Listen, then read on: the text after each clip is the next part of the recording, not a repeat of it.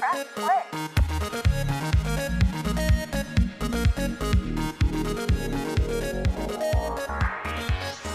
Done Michael, deal. you mentioned Star Wars, so let's dig into this little deeper topics, okay? And let's start with Obi-Wan Kenobi.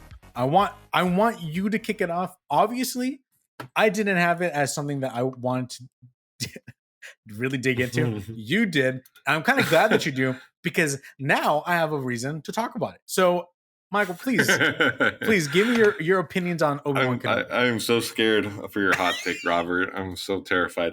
Honestly, to be very honest with you, I think overall as the series, it was pretty it was pretty back and forth. I mean, I'm one of those Star Wars fans where it's like no matter what, I'm going to be pretty happy with whatever comes out because I just Okay. like the universe so much that I'm not going to be sitting there nitpicking everything. Like I feel like that takes a lot of the fun out, and I think that's what makes like Star Wars better than like Star Trek. Mic drop.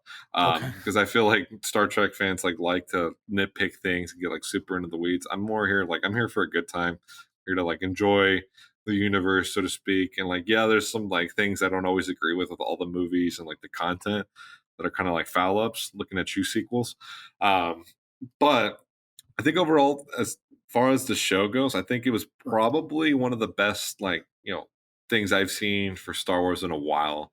And I think a lot How of many it years had is a while? when did Rise of Skywalker come out? I'll look it up. You can keep going. Yeah, whenever that was, a little bit before that. It's been a minute. So I mean, honestly, it reminded me a lot of Rogue One. I remember liking Rogue One a lot. That one actually Rogue surprised One's me a lot. amazing. It's a great movie, great war movie 2019. overall. 2019. So yeah, it's been a while since I felt like we've watched anything really. I mean, Book of Boba Fett was dope. Don't get me wrong. Mandalorian's awesome, but it's just like I feel like those are good like standalone stories in the universe of Star Wars. It's not exactly the full essence of Star Wars. Does that make sense? I don't know if I'm talking into my ass I get right you. now. Does it- I get you. Okay, perfect. Um, Overall, I think the last episode of Kenobi really just made redeemed the rest of the show. And not to say that it was bad, but I think it just took it from like maybe like a 6 or a 7 and really brought it to that 9 or 10 that it really needed to be at for I mean, just for the fact that they bought Ewan McGregor, they bought Hayden Christensen, they bought all these, big people back from the prequels just to do this show. It really needed to be good and resonate with everybody.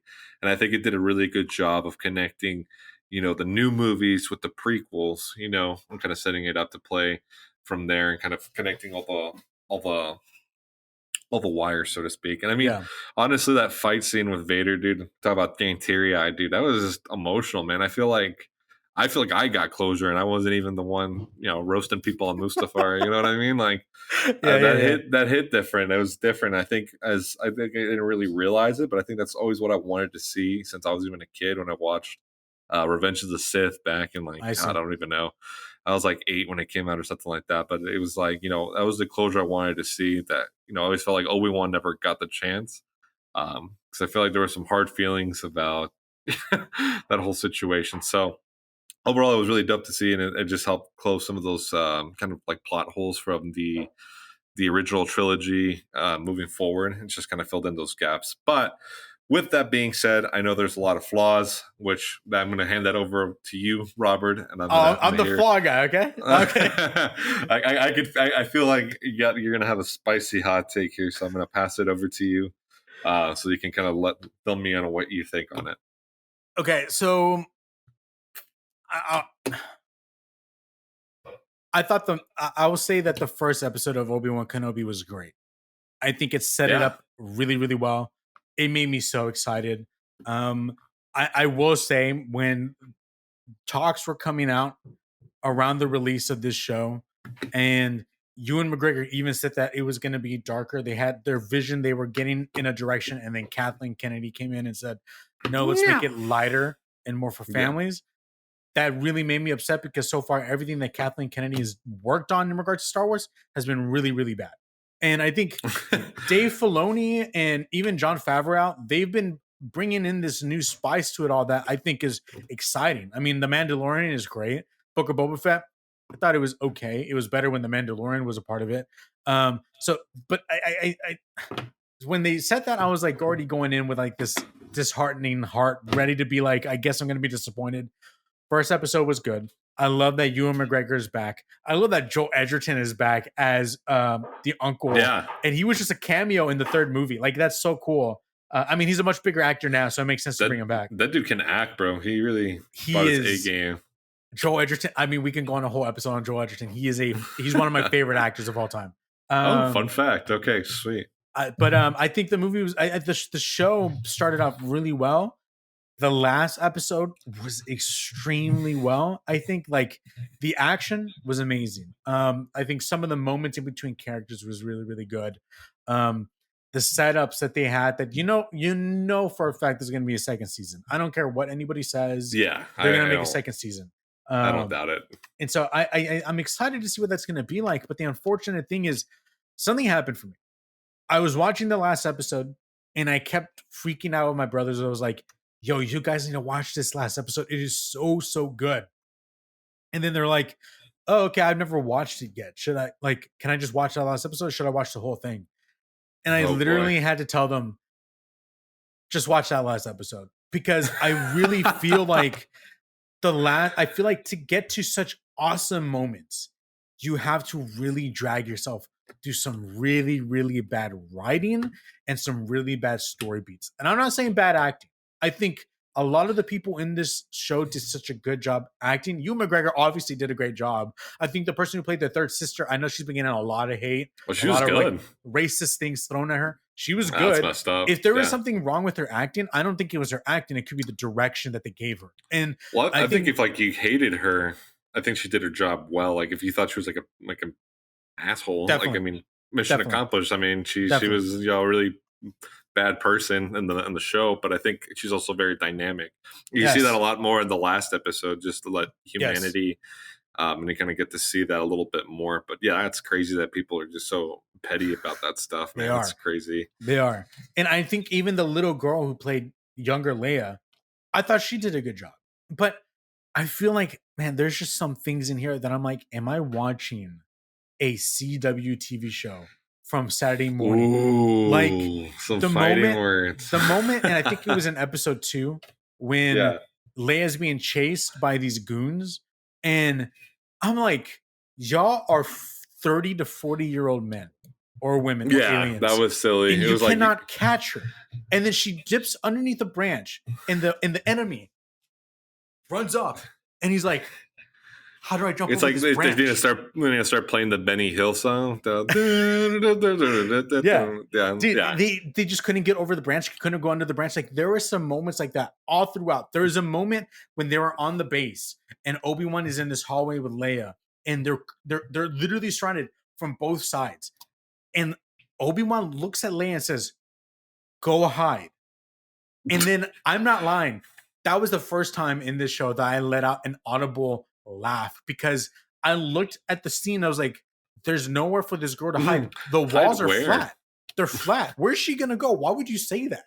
And so there's just moments in there where I'm like, why are you doing these dumb things? Because now you have all the resources in the world to get good writers to write something good, but you don't.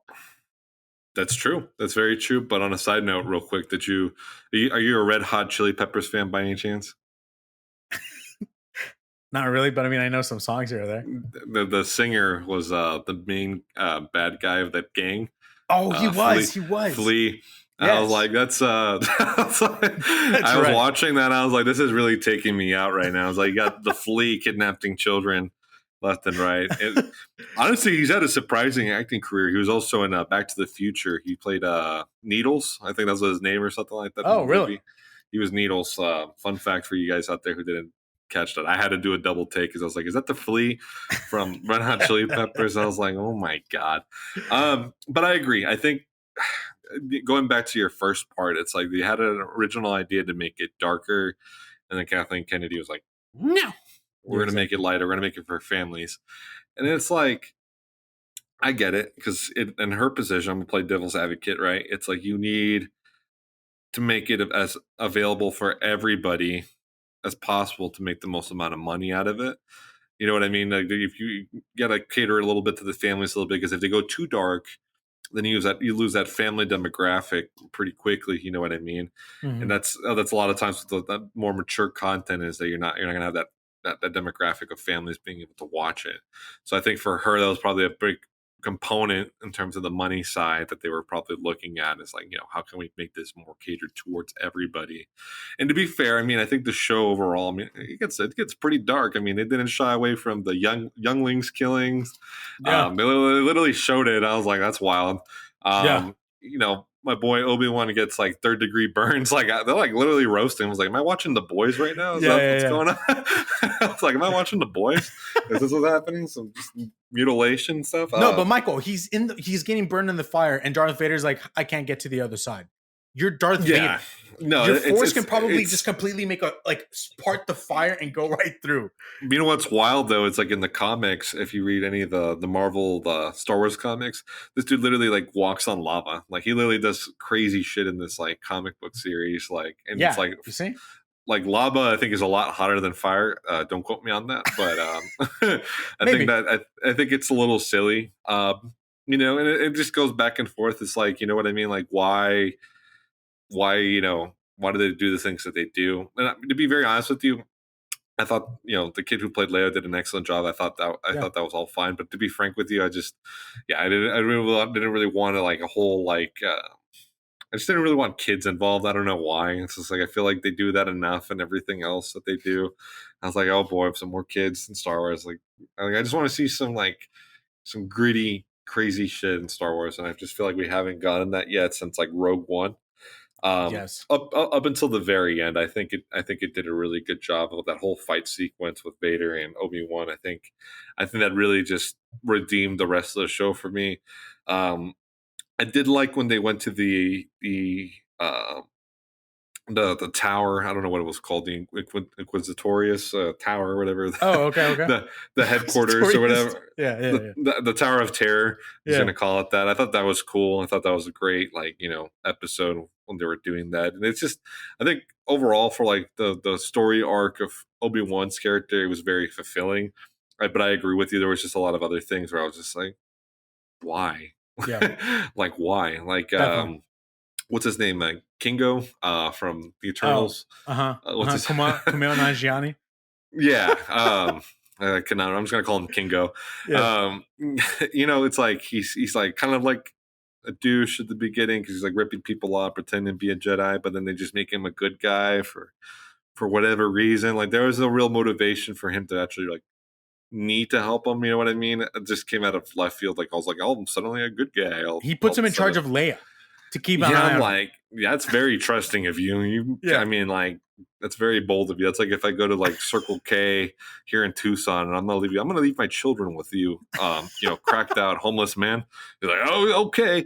You know what I mean? Like it just doesn't make a whole lot of sense. Like how trusting. I mean, yeah, I agree. I definitely hope that they do decide to take that leap and go darker. But I think even with Lucas, it was the same thing. He'll say the same thing. It's Star Wars has always been centered around kids, and it's always been tailored around kids, and that's it. You know what I mean? And people have to kind of accept that. Like we can enjoy it, we can love it, but at the end of the day, it's like it's always going to be something for kids in some capacity. They definitely try to like push those boundaries to make it as much as for the older fans, as much as for the younger, newer ones. But Star Wars as an IP property was created for the principle of selling toys to kids, being something tailored towards kids. So I think for me, and I know I wrote this out on my post that I made about the show or whatever, but man, three pages of Robert's manifesto about Kenobi. Exactly. George Lucas, I'm coming for you. Oh jeez. Got dark. I think my thing is the next show that's coming out, I believe, is Andor. That show is literally ringing with bells of like I feel like it's gonna be like Rogue One. Supposedly they're shooting it on set, like they're going to locations. They're not using the big like I forgot what they call it, the blue screen, like that high protected they've been using for Mandalorian and all that. With the humongous screens being rendered, they're not using that. And so I'm excited for Andor, not because my boy Diego Luna's in it, but because it just has so much Rogue One feel to it. And to me, if Andor turns out to be just exactly like Obi-Wan with some major flaws, I think this is going to be the end of Star Wars for me as a whole. Ooh, And so, like, I to the point where scary. I will never need to see Star Wars day one. Like it, if it's a movie, sure. If Taika Waititi's making a movie, which he literally recently said, I don't even know that's being made. Like, I don't know why y'all keep talking to me about this. If he makes a movie, I'll watch it. But in either or, if it's like crafted by this Star Wars company and that from Disney, and like I'm probably not going to watch it because I know what they want, I know what they're trying to get at, and I don't want any more with it. So Honestly, before we kind of go deeper into my thoughts on that, real quick about Andor, Dallas Bryce Howard, I would really love to see a Star Wars movie by her because I think the episodes that she's directed from The Mandalorian just have been so like on point. I almost just like rather like instead of Patty Jenkins doing the Rogue One, I was like just put Dallas Bryce Howard on it, dude. Like I'd rather just see a movie by her because yeah, she's been pretty hit. She's been hitting pretty much every time she's gone up to swing for a Star Wars movie. Because I know we talk about Filoni and then we talk about Favreau, but Dallas Bryce Howard, I think she's got a good feel or good. She's got her finger on the pulse in terms of what we're really looking for as Star Wars fans. I think the only problem with the movie though is that I don't think it's necessarily Filoni, Favreau, or any of the, or Ryan Johnson or J.J. Abrams. I don't think it's them. I really think it's Kathleen Kennedy, and I like she's the one who makes these decisions, these calls that I think like. And I've seen interviews and people talking like how Filoni wanted to do something a certain way. She changed it so it can be a different way. And I'm like, I think we need to get her out of there. We need a new mind, a fresher mind, someone that's almost like what's his face from Marvel, and just completely control the whole thing to where I feel like there's not corporation behind it, but inspiration and it's about love Kevin for Feige, right? Kevin Feige. Thank you. Someone behind it who is doing it for the love, and the love of it is what's calling all the money for it. Marvel is literally expanding, and it's amazing, and it's better than ever. But Feige believed in it, loved it, and it became where it's at. I don't think he really took much. I don't think what's the word I'm looking for. I think he put everything out on the table, and they let him do that. But he obviously at the beginning had to prove himself, and now that he proved himself, he can do whatever he wants now. And so I feel that we need that for Star Wars, but we don't have that. I feel like a lot of people don't really, understand like the film business as much as it's a creative industry. It's also a business within itself, and it's a very tight wire you have to walk between making financially and the industry as a whole. I'm going to go on a whole nother tangent, Robert. Congrats. It's not the same industry from the 80s or the 70s, like where they're just giving these young directors the reins and just doing whatever they want to do. It's not. I think we're starting to see a little bit more creative liberty with some more independent studios just really making some really unique stuff. I know we talked about Everything Everywhere at Once. A24 is doing a really great job of branching out with that. Definitely. But overall, the industry as a whole is very risk averse. So they're not going to take chances on things that they can't quantify or calculate in a way that's going to guarantee money back to their shareholders or investors. And I know that's not sexy. I know that's not super interesting for a lot of the creative types listening, but as someone that's worked in both the corporate world and, in the film industry, it's all about ROI, which is your return of investment. So with that being said, I agree. I think Kevin Feige does a great job of walking that really tight wire. And I think he does it really well to where he does, and I think a lot of it just does, revolve around the fact that he loves the source material and he understands the source material first and foremost. Definitely. But he also kind of capitalizes on how to make it, work for what they're trying to do essentially in terms of what's going to make the most business for the company essentially. So I think Kathleen Kennedy, I think the issue with her thus far, and this is just my humble, 26-year-old opinion who's never worked in like the big boy industry, is that I think she's catering too much to these investors, shareholders. And, I think she is part of that mindset where, we don't want to take risks and take those chances unless we can guarantee there's a quantifiable way they're going to make money back. Correct. And I think it's going to take a lot more failures, to be honest with you, Robert, before she kind of comes to her senses or she basically gets kicked out. Because you can hear the pitchfork sharpening here, but it's just I don't think we're there at that point yet where they're going to ultimately get rid of her just yet.